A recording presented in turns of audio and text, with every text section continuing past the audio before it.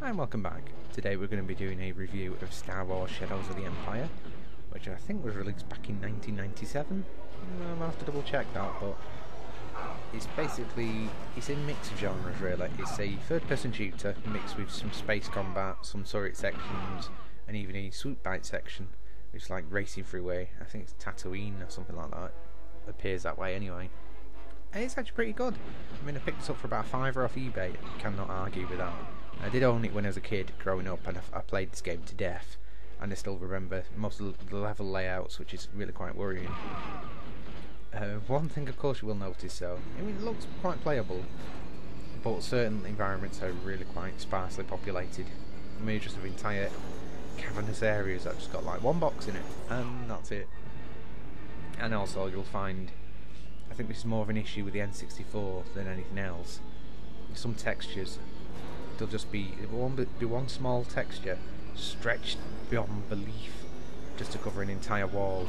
I think that's probably because the N64 didn't have the memory capacity to actually store so much, so they just had to make do with what they could do. Most of the time you don't notice, apart from these, well, I'll just call them brown mountains to be honest, because you'll see the corners are all quite horrific and just, instead of curving round, they're just like jagged edges everywhere, and you'll find that in a lot of games. But especially on the mountains themselves, you can just see it's one awful texture stretched within an inch of its life. But it's still very playable, and it's actually still good fun, especially when you get the jetpack as well and bombing around in that thing. I actually quite enjoyed that. The highlight of this game for me, I found, was the first level, where you're actually doing the Hoth land battle against the walkers and everything. And I just absolutely love taking out the walkers with the tow cable, and you have to actually pilot the ship around whilst you're doing it. It's good fun though. There is an actual plot in this game which kind of ties in and out of the plot lines of the actual films. Obviously this is set between the second and third films, and you do get these little cameo cutscenes where it features Han Solo or Luke and this, that and the other.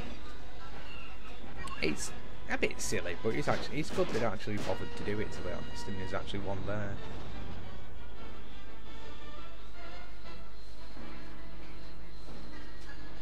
Now, as the game progresses, I found some levels got slightly more annoying, to be honest. The space station was okay, and you do actually get to fight Boba Fett at one point, and also then fight his ship, Slave 1 I think it's called.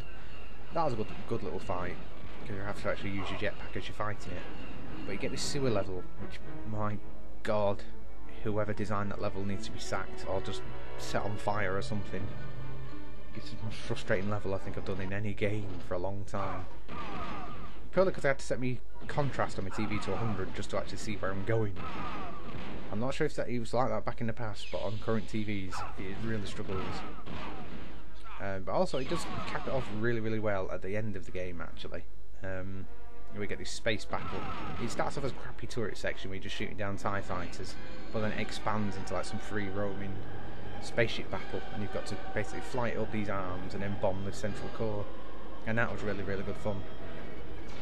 The whole game isn't really that massively long really.